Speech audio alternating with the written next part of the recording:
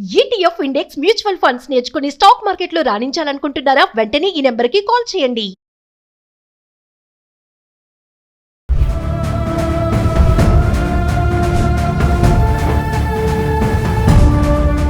Hi hello నమస్తే, welcome back to Suman TV. ప్రస్తుతం మనతో పాటు ఉన్నారు రామ్మోహన్ గారు. నమస్తే సార్. నమస్తే అండి. సార్, మరి రీసెంట్ గా వైజాగ్ ఘటన మీరు తెలిసే ఉంటుంది మీకు కూడా. ప్రెగ్నెంట్ ఉన్న అమ్మాయిని రేపు డెలివరీ అనగా 9 నెలల గర్భిణిని భర్త చంపేశాడు. ఈరోజు అమ్మాయికి పోస్ట్ మార్టం జరిగింది, పాప పుట్టింది, పాప కూడా బ్రతికి లేదు. 2 ప్రాణాలు అయితే బలి ఉన్నారు. అతను సైకో అనాలో ఏమన్నా అర్థం కావట్లేదు. కానీ కేసులో తెలిసిన కొత్త అప్డేట్ ఏంటంటే అతనికి ఒక లవర్ ఉందంట. ఈ అమ్మాయిని పెళ్లి చేసుకోక ముందే ఒక అమ్మాయితో అఫైర్ ఉంది. సో ఆ అమ్మాయి కోసమని ఈ అమ్మాయిని చంపేయడం జరిగింది. చూసుకుంటే ఏంటంటే గతంలో చాలాసార్లు అమ్మాయిని తప్పించడానికి టాబ్లెట్స్ వాడడము, నాకు క్యాన్సర్ ఉంది, నన్ను వదిలేసి డైవర్స్ తీసుకొని లైఫ్ బాగుంటుంది ఇట్లా చేయడం. కానీ ఆ అమ్మాయి ఇతన్ని బాగా ప్రేమించింది. ఎవరైతే బాధితురాలు చనిపోయిందో చాలా ప్రేమించింది, నిన్ను వదిలే ప్రసక్తే లేదని చెప్పడము. సో ఎక్కడ డెలివరీ అయిపోతే బంధం అనేది గట్టిగా అయిపోతుంది, మళ్ళీ నేను కష్టం ఇంకా అమ్మాయితో ఉండలేను అని తెలుసుకొని రేపు డెలివరీ అనగా ఇంత దారుణాన్ని కొడిగట్టాడు. అంటే ఒక్కసారి దీన్ని బట్టి అంటే లవ్ చేసుకునే వాళ్ళకే కానీ మరి పేరెంట్స్కే కానీ ప్రేమ వివాహాలు చాలా వరకు సార్ కొన్ని సక్సెస్ అవుతాయి, కొన్ని ఖచ్చితంగా ఫెయిల్యూర్ అవుతాయి. ఇక్కడ ఏంటంటే అమ్మాయి అమ్మాయిని చూసి లవ్ చేసుకోవడం, పెళ్లి చేసుకోవడం అయిపోయింది అనుకుంటారు అక్కడితో. బ్యాక్గ్రౌండ్ అనేది చూడట్లేదు, ఎటువంటి కుటుంబం నుంచి వచ్చాడు, వాడు ఏంటి, ఆ అమ్మాయి ఏంటి అనేది. సో ఇలా చూసుకోకపోవడం వల్ల ఇది ఎంత పెద్ద ఘటన జరిగింది. 2 ప్రాణాలు బలిగొన్నారు. దీన్ని ఎలా చూడొచ్చు అంటారు? ఈ విషయాన్ని మనము చూసుకుంటూ పోతాయండి, ఇలాంటివన్నీ జరుగుతూనే ఉన్నాయండి. ఎన్ని జాగ్రత్తలు చెప్పినా కానీ, ఎన్ని చేసినా కానీ ఇలాంటి సంఘటనలు జరుగుతూనే ఉన్నది. ముఖ్యంగా యువతలో ఆవేశంతో ప్రేమించడం ఎక్కువైపోతుందండి. ఆవేశంతో ప్రేమించేస్తారు, నేను చూడంగానే నచ్చేసింది ఎట్లా అని చెప్పి. ఇక్కడికి వచ్చేటప్పటికి ఆల్రెడీ ఒక అమ్మాయిని ప్రేమించి ఉన్నాడు ఇతను. అమ్మాయితో ప్రమాణం నడిపాడు. తర్వాత ఇంకొక అమ్మాయి కనిపించేటప్పటికి ఆ అమ్మాయి ఈ అమ్మాయి కంటే కూడా ఈ అమ్మాయి అందంగా ఉందేమో, ఇంకా ఏమైనా ఫైనాన్షియల్ బ్యాక్గ్రౌండ్ చూసినాడో ఏ కారణాలను ఉండండి, ఒక అమ్మాయిని మనస్ఫూర్తిగా ప్రేమించినప్పుడు ఆ అమ్మాయిని వదిలేసేసి ఈ అమ్మాయిని చేసుకున్నావు, సరే ఆ అమ్మాయిని నాశనం చేసావు ప్రేమ పేరుతో. మరి ఈ అమ్మాయిని చేసుకున్నప్పుడు కూడా ఈ అమ్మాయితో అయినా సక్రమంగా కాపురం చేసావా? చేయలేదు. చేసుకున్నప్పటి నుంచి వేధించడం మొదలు పెట్టడము, మీరు చెప్పేదాన్ని బట్టి వేధించడం మొదలు పెట్టడము, ఆ అమ్మాయి టార్చర్ చూపడము, అయినా కానీ ఈ అమ్మాయి నమ్మి ఎంతో నేను ప్రేమతో చూసుకొని ఒక బిడ్డను కూడా ఇవ్వాలని చెప్పని చేసి అంతకాలం 9 నెలలు మోసి అమ్మాయి ఎంతో నీ మీద ప్రేమతో ఉండి చేసి ఆ టైంలో నిన్ను వదిలించుకోవాలా, ఆ అమ్మాయిని వదిలించుకోవాలా అని ఇతనికి ఎటువంటి పైశాచిక ఆలోచనలు వచ్చాయో అర్థం కాదండి. కానీ కనీసం ఒకసారి ఆలోచించరా, వీళ్ళు నన్ను నమ్ముకొని వచ్చిన వాళ్ళను నేను ఈ విధంగా చేస్తే ఏంటి జీవితం ఏంది? పోనీ ఆ అమ్మాయిని చంపేసావు, లోపల పెరుగుతావు, నీ బిడ్డను కూడా చంపేసుకున్నావు ఉండేదురిక. దానివల్ల ఏం సాధించినావు నువ్వు ఉండేదురిక? నువ్వు కూడా ఎలాగూ తెలుస్తుంది, కొద్ది రోజులు ఎంత జాగ్రత్తగా ఉన్నా కానీ, ఎంత పకడ్బందీగా చేసుకున్నా కానీ ఈ కాలంలో తప్పించుకోవడం అనేది అసాధ్యం అనమాట. అటువంటప్పుడు ఇప్పుడు నీ జీవితం ఏమైంది? నువ్వు కూడా కటకటాల పాలైపోతున్నావు, జైలు పాలైపోతున్నావు నువ్వు ఉండేదురిక. అందుకని ఏం ఉద్ధరించాలని చెప్పని ఇట్లాంటి అరాచక పనులు చేసి దాష్టిక పనులు చేసుకొని అందరి జీవితం నాశనం చేస్తాను.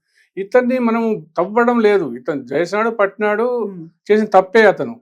కానీ వీళ్ళని తెలుసుకోనైనా కానీ మిగతా వాళ్ళు జాగ్రత్త పడతారనే మన ఉద్దేశం. అమ్మాయితో ఎఫ్ఐఆర్ ఉంది, నువ్వు వెళ్ళిపోతే అయిపోయేది అమ్మాయితోటి, అనవసరం ఈ అమ్మాయిని చంపడం ఎందుకు ఊరిక? చంపడం అనేది కాదు, ఎంత ఇదైనా కానీ అలాంటి ఆలోచనలు అనేది ఏ యువతకు రాకూడదండి, అమ్మాయికి కానీ అబ్బాయికి కానీ. ఇంతకుముందు ఒకసారి మనము ఒక లేడీ ఒక్కొక్కరితో ఇల్లీగల్ అఫైర్ పెట్టుకోవాలని చెప్పి మొగుడినే చంపించడం, స్కెచ్ వేసి సుపారీ ఇచ్చి.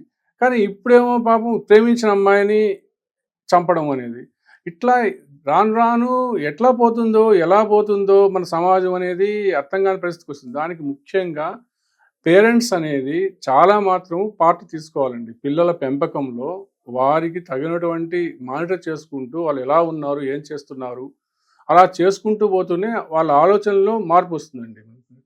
అది మధ్యతరగతి కానివ్వండి, పెద్ద రిచ్ పీపుల్ కానివ్వండి, లేకపోతే లో గ్రేడ్ కానివ్వండి, ఎవరైనా కానివ్వండి, ప్రతి ఒక్కరికి అబ్బాయి కానీ అమ్మాయి కానీ వాళ్ళ పెంపకంలో కొద్దిగా చెప్తూ ఉంటే మంచి చెడ్డలు చెప్తూ ఉంటే వాళ్ళు తెలుసుకొని కొద్దిగా ఎలా ఉండాలి, ఏం చేయాలని ఇట్లాంటి అరాచక పనులు చేయకుండా ఉంటారు అనమాట. అంటే తల్లిదండ్రులు కూడా ఇలా మా అమ్మాయి ఒక అబ్బాయిని ప్రేమించిందని చెప్పగానే ఓకే ప్రేమించావా మంచిదే అని చెప్పి పెళ్లి చేసేయకుండా వెనక బ్యాక్గ్రౌండ్ ఏంటని సర్చ్ చేయాలి. చూసుకోవాలి ఎలా ఉంటారు, ఏం చేస్తారు, చేస్తే వాళ్ళకు చేస్తే ఎలా కలిసి ఉండగలుగుతారు, వాళ్ళు ఉండగలుగుతారా లేదా, ఏంటి ఈ అమ్మాయి ఎలా ఉంటుంది, ఈ అబ్బాయి ఎలా ఉంటాడు. ఒకవేళ అబ్బాయి అనుకోండి, అబ్బాయి ప్రేమించాలని చెప్పంగానే ఆ అమ్మాయి ఎటువంటి బ్యాక్గ్రౌండ్ నుంచి వచ్చింది. కొంత ఈ కాలంలో ఫ్యాంటసీ అయిపోతుంది అనమాట. ఎదురుగా ప్రేమించడము, ఆ తర్వాత మళ్ళీ కొద్ది రోజులు రిచ్ పీపుల్ కొద్దిగా ఉంటారు అనుకోండి, అబ్బాయిలు అనుకోండి, వాళ్ళకు విపరీతమైన డబ్బు ఉంటుంది అనమాట. లివింగ్ రిలేషన్షిప్స్ అదే ప్రేమించేసుకుంటారు, కొద్ది రోజులు వాడుకుంటారు, వదిలేస్తారు, మళ్ళీ అమ్మాయి పిచ్చి దగ్గర తిరుగుతుంది అనమాట.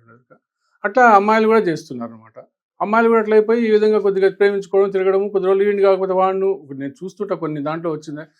పోనీ పడిపోతే పోనీలే, ఏమి ప్రేమించినావు కదా, ఏం పడుతుంటే ఉంటే ఇంకో దాన్ని తిరుగుతున్నాడు అంటే తిరగని. అంటే ప్రేమించేటప్పుడు ఇలా అంటే ఈవెన్ ప్రేమించడం, వాడుకోవడం ఇది ఒక పక్కన అయితే, ఇప్పుడు ఇలా ఎక్కువ ఏమైపోయాయి అంటే సార్ పెళ్లి చేసుకున్నాక ఇల్లీగల్ కాంటాక్ట్స్ అనేవి ఎఫ్ఐఆర్స్ ఎక్కువైపోయాయి పెళ్లి అయ్యాక. దానికి కారణం ఏంటంటే ముందే ప్రేమించేటప్పుడే ముగ్గురు నలుగురిని ప్రేమించేసుకుంటారు అనమాట.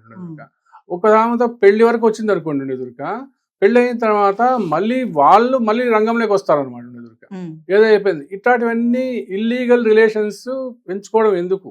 నువ్వు బాధ్యతగా ప్రేమిస్తే ఒక అమ్మాయిని ప్రేమించుకో, ఒక అబ్బాయిని ప్రేమించుకో, వాళ్ళని పెద్దలను ఒప్పించుకొని మీ బ్యాక్గ్రౌండ్లు అన్నీ బాగుంటే గన ఎలాంటి ఇబ్బందులు ఉండవు, మేము జీవితంలో బాగా ఉండగలుగుతాము, బాగా మంచి జీవితం చేయగలుగుతాము అనుకున్నప్పుడు ఇరువురు పెద్దలను ఒప్పించుకొని చేయండి. ఒకవేళ మీరు ఫైనాన్షియల్గా సౌండ్గా ఉండి వాళ్ళు ఒకవేళ ఒప్పుకోకపోయినా కానీ మీ ప్రేమను సఫలం చేసుకుంటామని ధైర్యం ఉంటే మీరు మేజర్స్ అయితే వెళ్ళిపోండి ఉండేది, మీరు చేసుకుని సంతోషంగా ఉండండి. ఇలాంటి పనులు చేసి ఒక జీవితాలను నాశనం చేసి ఆ అమ్మాయి ఎన్నో ఆశలు పెట్టుకోవచ్చు, నాకు మంచి జీవితం కావాలా, కుటుంబ జీవితం కావాలా. అందుగాక ఇప్పుడు దాంట్లో ఈ విషయంలో ఆ అమ్మాయికి తల్లి గుడ్డిదంటున్నారు, బ్లైండ్, తండ్రి లేడు అంటున్నారు. ఇంకా అటప్పుడు నువ్వు ఎంత బాగా చూసుకోవాలా అంటే ఇది చెప్పడం కాదు, మనం ఇలాంటి మంది ఎంతో మంది ఉన్నారండి. ఇలాంటి జీవితాలు ఎన్నో ఉన్నాయి. అలాంటి వాళ్ళందరూ కూడా నేను చెప్పేది ఏంటంటే వాళ్ళ జీవితాలను మంచిగా సుఖవంతంగా చేసుకోవాలనుకుంటే ఇలాంటి పనులు చేయకండి. ముందుగానే ప్రేమించుకునేటప్పుడే మీరు ఎలా ఉంటాము, మన జీవితం ఎలా ఉండబోతుంది, ఎవరైనా పెద్దల సలహా తీసుకోండి, మంచి స్నేహితుల సలహా తీసుకోండి. మీరు మీ జీవితాన్ని ఆనందమయం చేసుకునేదానికి ప్రయత్నించండి. అంతేగాని ఇలాంటి వాటిల్లో పాల్గొని మీ జీవితాలు ఇల్లీగల్ కాంట్రాక్ట్స్కి పోయి ఇట్లాంటి పనులు చేసి ఎలానే తప్పించుకోరు, మీరు జైలు పాలవుతారు. మీ జీవితం ఏమవుతుంది? ఒకరు కాదు ముగ్గురు జీవితాలు, పుట్టిన పాప జీవితం కూడా కుటుంబాలు కూడా నాశనం అయిపోయాయి.